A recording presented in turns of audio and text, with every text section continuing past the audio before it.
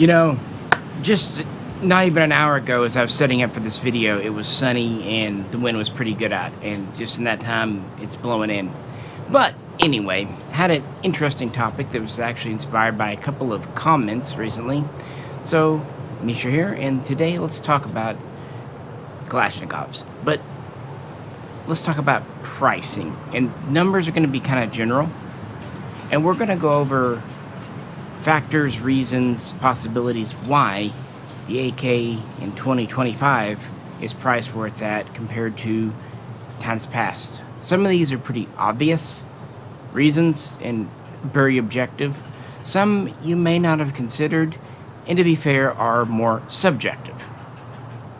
And we're going to go through a few, see where we kind of get to, and, feel free to agree or disagree, and please feel free to give your own thoughts, because I'm sure there are factors that I'm not considering, or maybe factors that I'm considering but I'm wrong at. So, be respectful if you could in the comments to me and other people, but I'd love to have this as a dialogue to really determine, is the AK overpriced in America today? And before we dive in, as always, please do like, share, and subscribe, comment. It helps make video topics like this. And if you'd like to help support the channel, there's Patreon. But we're going to go all the way back to the very beginning. Mark Yacko, at least that's his email. A week or two back, he actually sent me an old flyer from 1982 about Finnish Valmets. In 82, they've been coming into the country for over a decade, and he was kind of laughing about their prices. Now, they did not have an M62 or even a 76239 version in that particular flyer, because at that time it was the 223, the 5.56 versions that were the ones that were most sold, and that's kind of explaining why we see them the most today. So, the first point, number one, inflation. I know you know this, but just as an example, based on that flyer he had in 1982, a wood fixed stocked M76 and 223 cost $637. At least that was kind of suggested dealer price. And back then, pre-internet, most dealers, if they ordered in a more exotic gun like that, would stick pretty close to the price. Maybe $600 if they liked the customer, or $650 if they were greedy. But before internet, how could you price compare? And the side folding version was suggested dealer price of $799. Now those don't sound too bad, and I know that money's gone up since then, but do you realize just how much? The fixed wood stock in today's money would be just shy of $2,100. And the side folder, again in 223, not 762, would be a little over $2,600. But here's the real kick in the pants. Both of them shipped with one 15-round mag according to the ad. If you wanted a 30-round mag, they'd be happy to sell you one for $29. Doesn't sound too bad? Well, adjusting for inflation, told you the wind's up, that's $95 today. Can you imagine if a company came out with a rifle today that took proprietary mags, you only got one with the gun, and they charged damn near $100 for spares? The Bulgarian Arsenal SA-RPK 5 featured this last autumn, and I remember very clearly firsthand that if you ordered one of these, they were about $1,400 in 2003, $2004. Yeah, these were available at the tail end of the assault weapons ban. And when I did the inflation calculator for that money, so roughly 20 years ago, it about doubled in price. I say the exact number, I think, in that video, but it was around $2,800 in today's money. Now, there's one critical difference between this gun and that Valmet we looked at, too. And we'll get there. But it has to do with labor. Because inflation, the value of the US dollar, is just one side of the coin. The other side is foreign labor. And that can reflect right back on American labor costs too. Number 2, foreign labor costs. Basically, what's the worker getting paid overseas on an import? Obviously, this is just as big of a factor. Now, in the 80s, we didn't get a lot of Kalashnikovs. We had the Finnish guns. Of course, we had the Chinese. But all the others were pretty small fry. You know, a couple of thousand Egyptians, a couple of thousand Yugoslavians, and, about 7,000 Hungarians. And I can tell you, before the internet, most of those didn't make their way to a lot of the states. You kind of got what you got. But the 90s, after 1991, after the fall of the Berlin Wall, the Calm Block, you start to see guns come in. The thing is, what were the labor rates in those countries? And for that, I brought out the Romanian PSL. Just because it hasn't been in a video lately. By the way, none of these guns are for sale. These are all my personal guns. So, yeah, just talking about value. Here's the deal. Romanian guns started coming in 1997. And at that time, and I don't have exact figures in my head, it doesn't really matter, the Romanian economy wasn't so hot. In fact, 98 was a really big dip in the Russian economy, and, they're all kind of getting out of communism, all that good stuff. Wages are low. And the U.S. dollar's doing pretty dang good. I remember that gas was under a dollar a gallon in that time period, 97, 98, 99. So we're having a strong dollar, and this is when the EU is still forming, the euro, and most of these nations haven't joined up with that or NATO yet. You get the idea. So basically, a dollar or two would pay for a couple of hours of labor over there at that time. So they could afford to build a rifle and import it relatively cheaply. But of course, that would change, and it's a good thing. Places like Romania, Bulgaria, especially Poland, their standard of living has improved since communism. I know, shocking, right?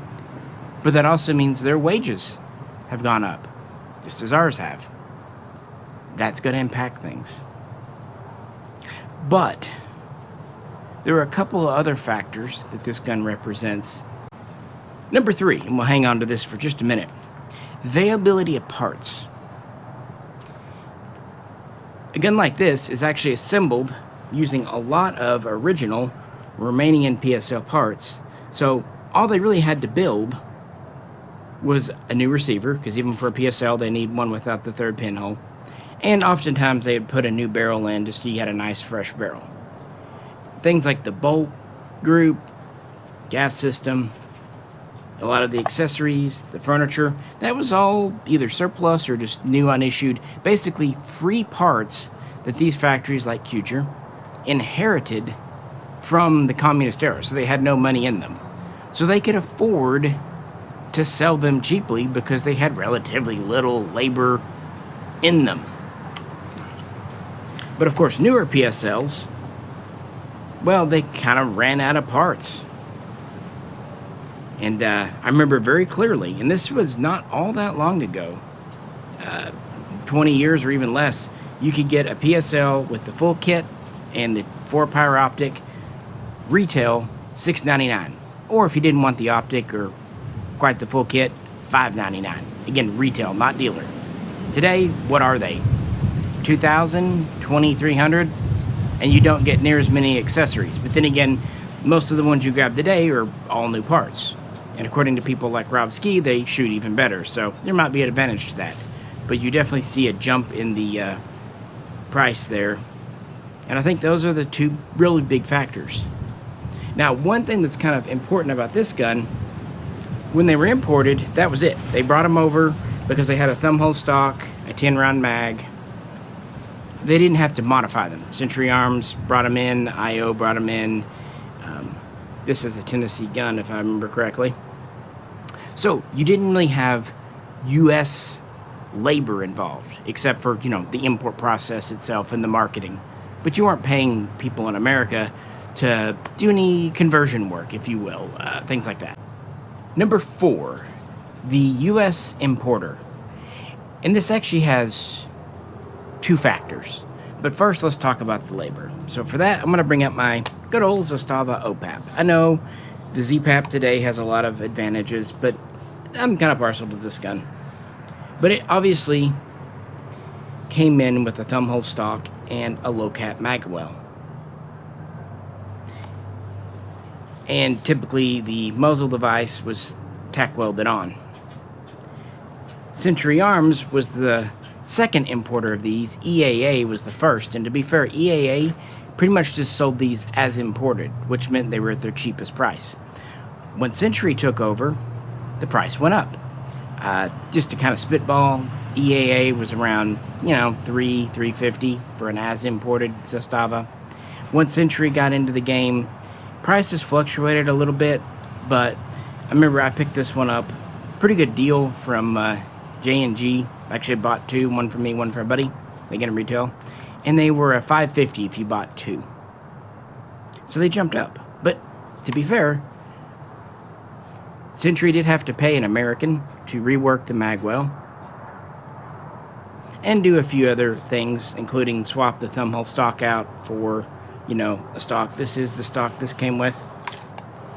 Fun fact, back in the day, people didn't like that this had the crest on the stock. It's actually why these were a little bit cheaper. I thought it was cool. I can feel it kind of there. And they often replaced other bits too. Now, to be fair, I went ahead and installed the grenade sight, and that gave me the bayonet lug. The Century guns did not have bayonet lugs, but they did have the 14mm threads. But Century's work, well, you had to be paid for somewhere. American labor is more expensive than Serbian labor. No one's going to work for free. And on top of that, 922R. Now, it's not a real big deal, but a manufacturer like Century Arms is going to care about having the requisite number of parts. A gun like this would need 5 or 6, depending on exactly what you did. Those parts aren't going to be free either. Now, someone like Century is going to get them pretty cheap, and they would always use the cheapest parts they could. So realistically, it's not adding a whole lot, but every bit matters. So that's why I wanted to bring this out as a kind of an example of that tack-on cost.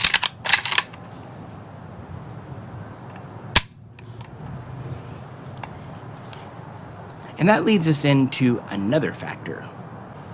Manufacturing price point, number 5. A lot of overseas makers will, within reason, build a gun to a price point, to a cost factor. Someone like Century might ask someone like Zastava to skip a QA step here or there, or to have looser tolerances, or to accept parts that might not make it onto military guns. Perfectly safe parts, don't get me wrong. Cosmetic blims. This is why you see things like canted sights on a lot of the Century imports. They just were a little looser, but they did allow Zastava to build them a little cheaper, Century to do it a little cheaper, and for that I brought out my Chinese, and this is the 56S-1, which is one of the Cotton Customs guns, because China is very well known, not just in the gun world, but pretty much manufacturing of any type, of building to a price point. In fact, they have a big tier system. High-end Chinese production is almost as good as like high-end German production. Low-end Chinese production is pretty bottom of the barrel. This is where, Polytech and Norinco. Polytech guns sold for a little more, but they wanted that little bit better fit and finish, a little more polish. Not to say Norincos are bad. In fact, I kind of like Norincos. They're a little more honest military. But it goes to show you that China would make the guns kind of however the import company wanted. Now, this goes back, the Cotton Customs guns, to the 89 ban, which was March of that year, and guns were trapped in and whatnot. And they were held up for a while. Now, what was fun about these, this was kind of pre-work. If they were Cotton Customs with the underfolder, they would literally just kind of pin the stock in the forward position sometimes, and they would very crudely put a tang on the back and put a thumb hole stock back here. And in addition, they would tack weld. You can see the little bit of remnants of that tack I should one day get rid of. Cold blew it. Anyway, they would tack weld on the muzzle device and machine off the bayonet lug. That was a tiny bit of cost, but it was better than, you know, having them stuck forever in bond facilities, and, you know, they could sell them. And then, of course, this is really before 922R was a known factor. That didn't really come about as a known thing until the later 90s. It's complicated. So a lot of people would just get them with a thumb hole stock, pop them off, and activate the stock and roll from there. You see a lot with the Mac 90s too. This is how I received the guns, so yeah. But yeah, the Chinese guns could be built to a point, and that allowed them to be quite cheap. On top of that, they were in the assault weapons ban era, at least soon to be. I know the assault weapons ban didn't start till 94, technically even after the April ban of Chinese imports, but there had been movements ever since the tragic shooting in California in the late 80s and all that. Different states were starting to tighten things. It was kind of the vibe from 88 onward, tightening this stuff down. Guns like this were not that popular, and not just with the government or even police. A lot of civilians looked upon these in my neck of the woods, and they all almost said the exact same thing. Well, you can't go hunting with it. Well, first you can, but they didn't see that. But the attitude of guns back then, no one of note was collecting these or ARs. And even if we had a spot or two, like I knew 2 or 3 guys in my hometown that did, without the internet to kind of bring the community together, it just didn't get that big. And then you had the 94 assault weapons ban, which is a, you know, domestic thing that limited things like the folding stock and the threading barrel on this. And that just made the guns less attractive, less interesting, and that really forced the price point to come down. And one thing I'll just say without making it its own point, another reason and ability that China had, they had state facilities, they were cranking these out, and they sent over 1 million AKs into the country between 82 and 94, according to Chinese records themselves, and that's an estimation. Quantity of scale. And this is just kind of the AK in general, especially the stamped receiver ones. The more you make, the cheaper they are. Setting up is expensive, but it didn't matter for places like China or Romania. They inherited their factories in Romania from the communist era. China was still communist, and they had all these state factories. And they paid what they paid, and they could just turn them out in great numbers. I can also tell you from personal experience, the quality control of the Mac 90 was lower than the pre-ban era. And that brings us to our next comment, our next gentleman that kind of inspired this video. Take Your Swing wanted me to talk about, and dropped a couple of different comments in a few videos about arsenals. He bought an SLR 95 in 1996 for $350. So, let's talk about that. Number 6.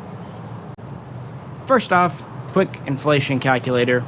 That's about double now, so about $700 for an SLR 95 in today's money. Technically 2024, because 2025 is too new to really know. I don't have a SLR 95, but I've got my SA 93 here, which was its immediate predecessor. And these are both the first Arsenal imports. And they were actually not even imported by Arsenal Inc. of Las Vegas. In fact, the company didn't exist yet. It wasn't formed till around 99, 2000. No, this one was imported by Sentinel. His 95 was imported by DIG, Dominion Investment Group. And they were thumbhole stalkers. And they were complete neutered guns. In fact, most didn't even have a cleaning rod under the barrel. Some had a permanently affixed muzzle brake, some didn't. One nice thing, they did have a thumbhole stock, of course, and they didn't have the lower tang. But they did have a standard magwell, because this was before the 98, late 97, 98 prohibition on high cap mags. Anywho, My point was, these were sporter guns. And you could buy them for equivalent of $700, and it was an unknown brand, Arsenal. Milled receiver, though, that was cool. Now, folks did know what a milled receiver was because of the Polytech Legends and the Mac 90s that came in 93 with mills. So that was pretty good. And keep in mind, too, $350 back then, guys, Mac 90s were $250, even less sometimes. So they were more than a Chinese, which was, along with the Egyptians and some Hungarians, the AKs coming into that era. But if you didn't want a thumbhole stock, during the assault weapons ban, you could install the lower tang, a standard stock, and a pistol grip. But you couldn't add a bayonet lug, thread the barrel, do any of that yet. And the problem back then was finding a gunsmith and the parts to do it with, and frankly, the expertise. It just wasn't out there. And my overall point is, if you were happy with your SLR 95 or SA 93 as was, great. But if you wanted it to look more authentic, you have to add on. And if the importers had done so, they would not have been $350 back then, I promise you that. And keep in mind too, this is during the era I just mentioned a minute ago when the AK wasn't super popular. And you couldn't do near as much with it. So the demand in the market simply wasn't there yet. And this is very early days of the internet. So that's definitely one factor. And Arsenal's an interesting group to follow. Their prices have kind of been in flux for a long time. In fact, there was a little bit of a battle there as to who was going to do the Arsenal importation. There was once another company known as Arsenal USA, later Armory USA. And they were going up against Arsenal Inc. in Las Vegas, the one we know. Arsenal Inc. obviously won, and they started off importing the SLR 101. Looked very similar to this. It was essentially the SLR 95, but with a low-cap magwell. And these started coming in around the year 2001, 2002. They were imports. But they had to do work. They had to open up the magwell, and they could either sell them with a thumbhole stock, or they could fully convert them over. And you can see directly with those guns, and I don't have numbers in front of me, sorry, but an unconverted SLR 101 versus a converted SLR 101, even a base level conversion, drove up the price quite a bit. You also see this with Romanian guns. Take the Wasser 10, for example. You can, for years, find an unconverted Wasser 10 for under $300, easy peasy, lemon squeezy. But a converted one, well, they were more. Different time, different eras, and depending on what conversion you had. That U.S. labor again. But around 2002, Arsenal started doing the assembly here, like that SA RPK-5 we saw. They brought over Bulgarian parts. They threw them together here. A lot of them ended up being custom shop guns. But this is when the Arsenal price starts to rise, 2003, 2004, especially after the assault weapons ban comes off. Retail price was around $550, $600 in that money back then, which converting today about double, so about, $1,200, give or take, for your basic model. But your custom shop guns, like the RPK, like I said earlier, they were always more, and they did quite a few of those. And it's kind of an interesting story. In 2005, they put essentially a barrel ban. It's a long story, but just, yeah. So that meant they couldn't bring over Bulgarian barrels near as easy. So they actually went back to the import line, and they did stamped receivers en masse for the first time around 2006, 2007. The SLR 101S reappeared, though, around 2011, and they made a big deal out of it. First time in a decade. And that led to the SAM 7 a couple of years later. The reason they did that, by the way, was because the SLR was banned by name in California. Changed the name to SAM 7. And then finally the SAM 5 here, which, yes, we're going to do a follow-up video very, very soon. Looking at the inside of this. And Foxes. These finally appeared. Before that, you could only get the U.S. assembled ones. And this is where you start to see the Arsenal price creep up, and that's what Take Your Swing was kind of getting at was they're too expensive now. And to some extent, I agree, and to some extent, I disagree. We'll see. But without his comment, I wouldn't have made this video. Number 7. The introduction of the pistol.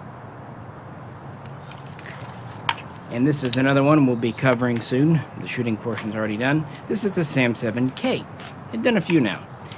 Yeah, believe it or not, the whole AK pistol or AR pistol thing wasn't really thought of in the 80s. All the imports of this type till then were pretty much rifles. In fact, the 94 assault weapons ban put some pretty severe curtails on pistols by having a maximum weight and size allowance, which is why the AR pistols from that era look hilariously skeletonized. We used to call them the Luke Skywalker blaster. But after the assault weapons ban, you had that kind of open up. And the first pistols to come in were actually Romanian Dracos and Champions. Zastava would get in on the game, and then Arsenal would too with the Sam7K. And these would appear around 2013, 14 in that era. And what was interesting, they were actually, the original 01 and whatnot, pretty affordable, under $1,000. But the pistol doesn't fall under 922R, which meant all they really had to do was import them and market them here. And you see the price fall again, even though the price of rifles is rising surely but steadily at this time frame.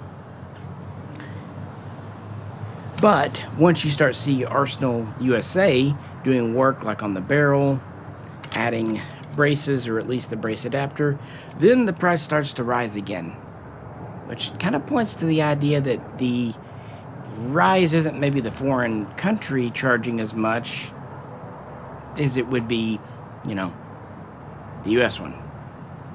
I just thought I'd mention the whole introduction of the pistol, and this is an interesting way to not have to worry about the 89 import ban or the 98 addition to it, because neither of those actually addressed pistols.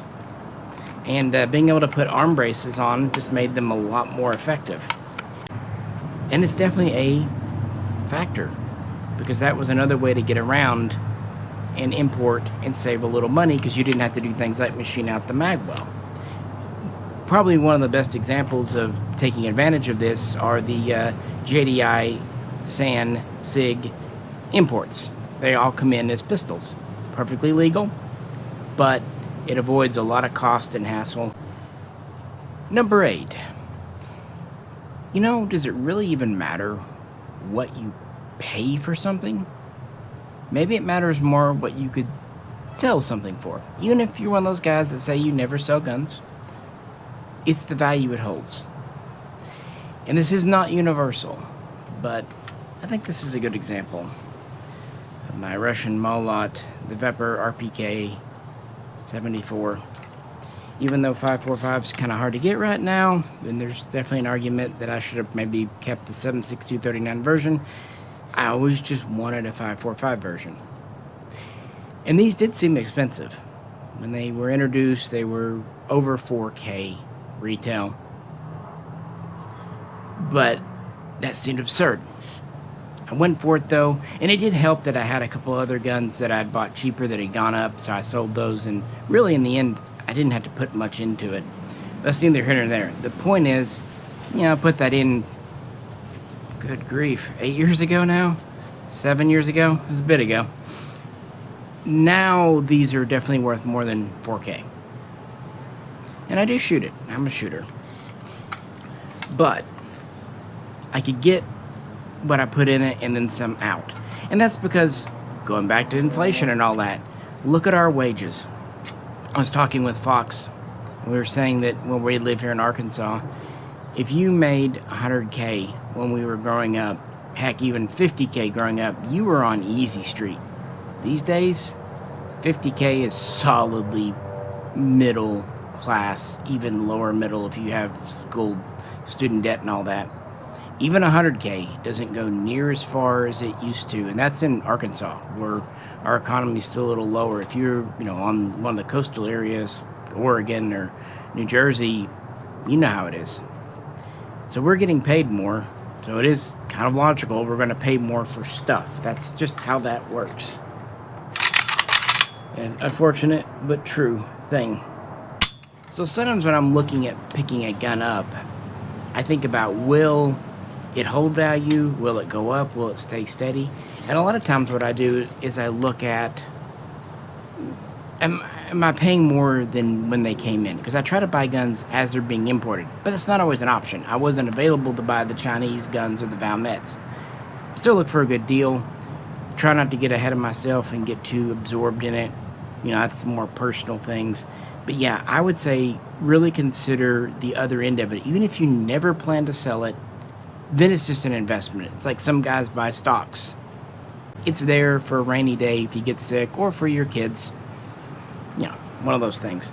And that does matter. Now, not all guns, I think, do that well. For example, while they might be amazing shooters, a lot of the custom guns, like your high-end, hand-polished, gunsmith special type guns, they might be super nice, but they don't tend to hold value as well as an import, because typically imports, well, they end eventually. I say it in every video, but it's true. Like, these were around, at least Vepers, Molots in general, and then they weren't.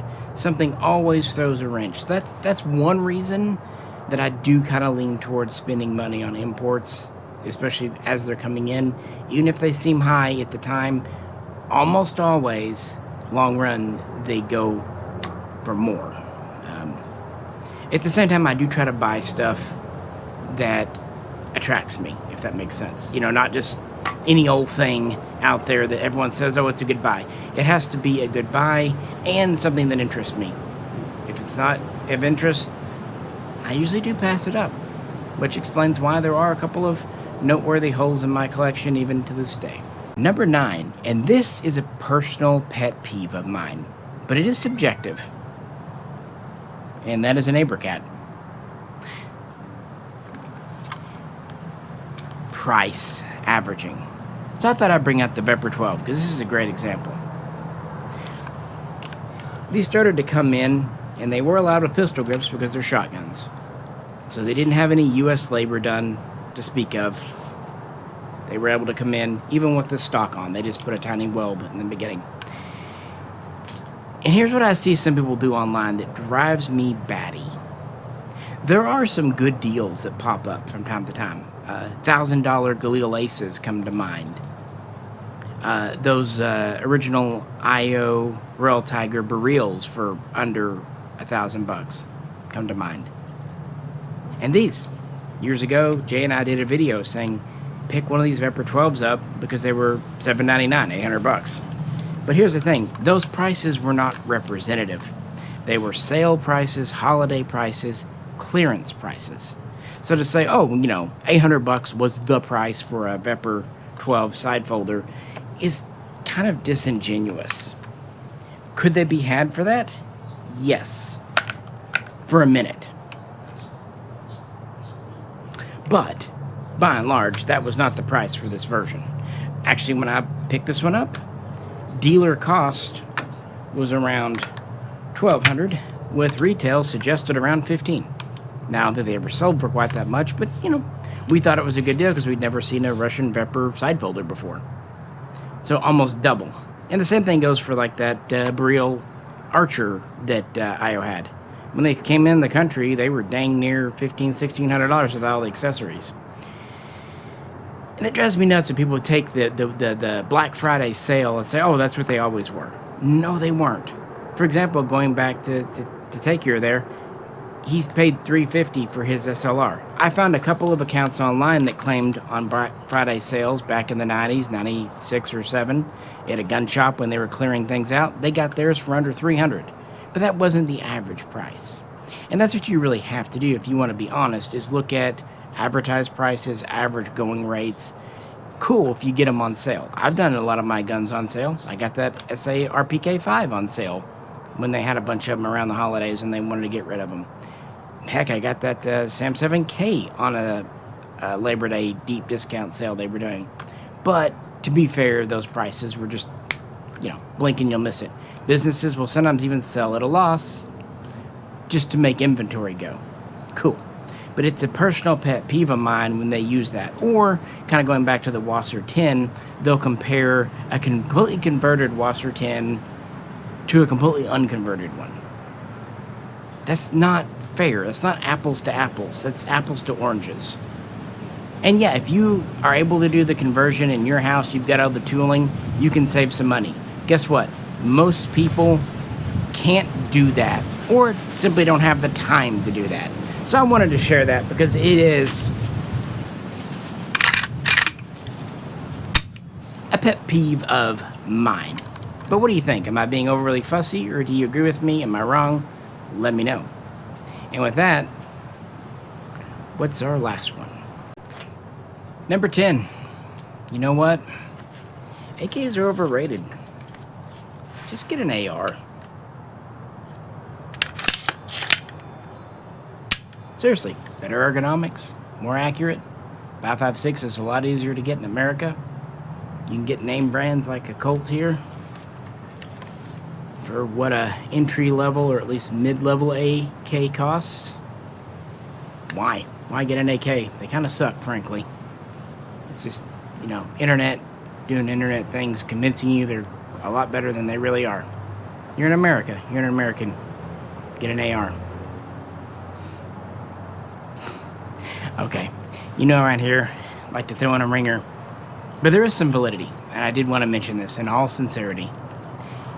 The last couple of years, ARs have been kind of the opposite of AKs. Prices have been coming down on name brands. Even some of the Gucci versions have seen some pretty good price. And I would say, overall, they are lighter, more modular, easier to put an optic on. Ergonomics, hard to argue with.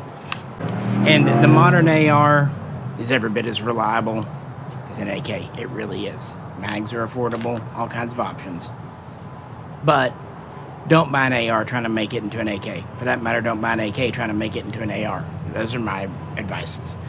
But they each kind of suit different things. I don't think a collection would be well-rounded without both. And really have been some fantastic deals. Kind of talking myself into it. Okay, you're here for AKs. So, the real number 10. You know how it is around here. We have to have a little bit of a joke. Although, what I said is true. Number 10. Buy what you like. Buy what makes you happy. This kind of relates back to number 8 a little bit.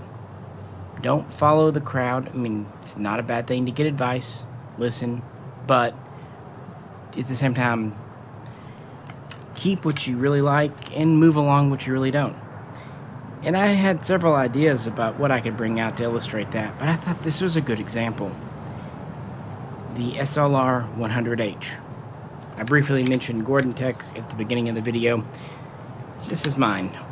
Bulgarian milled receiver, otherwise a Hungarian AK-55 kit. When these Hungarian kits came in, I just thought they were really nice kits. And while I tried my hand at building a kit, in the end I thought, I really want a nice professional built one. And the funny thing is, I had a Polytech Legend, one of the most famous and sought after guns. We did a video a long time ago, and we had some issues with the Polytech Legend working. Now we got them ironed out, no big deal. We also had this come around, and the truth is, I simply liked how this shot better. And then I decided, you know what? I've got people wanting to buy the Polytech Legend.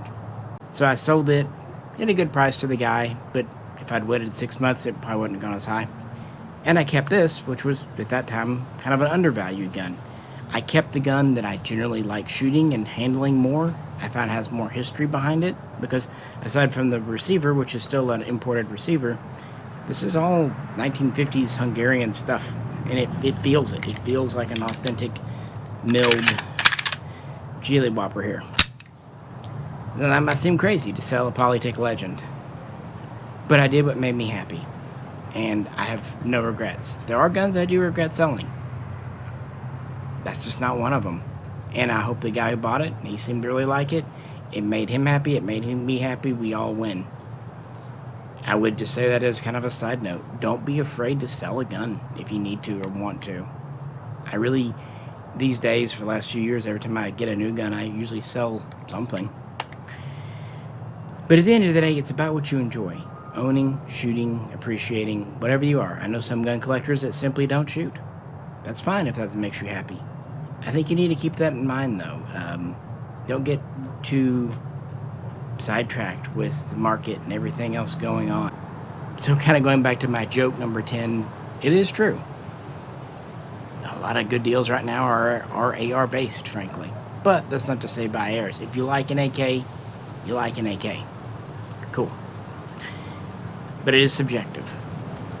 And I do think today a good quality AR is going to be every bit as reliable. And right now the ammo is easier to find. Or get a 5.56 AK. For the first time, they're actually a pretty dang viable option. But those are just kind of my reasons on the prices. To answer the question, do I think AKs are overpriced? Yes. Yes, I do. However, I think most of the reasons are justified. Are some importers and some retailers kind of milking it? A little bit. But I don't think the profit margins are as high as you might suspect. They're not making 50, 100% profit. Every step along the way, people have their hands out, taking a little cut here, a little cut there. Shipping's gone up. Warranty repair stuff's more. Labor in the U.S. and even overseas is more. Heck, the shipping from overseas has gone up exponentially since 2020. You know why. All these things add up. And then plus demand. So while prices might go down a wee bit, I don't think we're ever going to see truly inexpensive AKs again. Not unless the wages in America fall and everything kind of falls. On the flip side of that too, if our economy does better and our dollar gets stronger, that will only help things. I hate to tell you, but I don't think a lot of the more recent forecasts of our economy were exactly honest. They can say in D.C., oh, the economy's great and all that, all they want, but it doesn't feel like it to a lot of people, especially when you go to get gas or go to the grocery store. And that translates into AKs. And I'll leave you with that. Remember, these are luxury goods, or at least wants, not needs. Don't put yourself in credit card debt. Don't mortgage things. Buy what you can. If you can't, don't worry about it. We all miss out on things. Every single one of us. It's just a gun. They're cool, but there's a lot more important things. Friends, family, our community, much more important. Those are just my thoughts. So I do think they're higher than they need to be, but it's not as much as you'd think. Because otherwise, you wouldn't see prices rising on everything. Wassers, Zastavas, even Palmetto State. It's not just Arsenal Bulgarian guns. If they were the ones going up and everything else was cheaper, or at least staying the same, okay, fine. But that's not the case. Everything has gone up. Some a little more than others, but there it is. And it looks like the weather's blowing in, so appreciate you hanging out today. Hope this was of interest to the couple of guys that had questions and kind of inspired this video. I appreciate it. Let me know what you think. And again, I invite everyone to kind of comment their thoughts below. Just be respectful to each other and whatnot. That's all I ask. Because we can have a good, sincere discussion, and I think that's valid. But, yeah, me personally, I'm glad I got into AKs when I did. It was the kind of time. I'm not picking up many more. And usually when I do, I move something along to kind of make room for what's new. And sometimes I do sell things that people think are crazy, like when I sold the SLR 106 CR and kept the KUSA KP 104. People thought I was kind of fair, but I'm happy with my decision. Just like selling a Polytech Legend to get this. Cool with my decision. With that, if you'd like to help support us, there's a link to Patreon as usual. But if you can't, you can always do a one-time thanks, on YouTube here. or participate in a live stream, sharing with buddies. Always helps out. And we'll be back to the range very soon. This is Misha. Catch you then. Pie with peanut next time.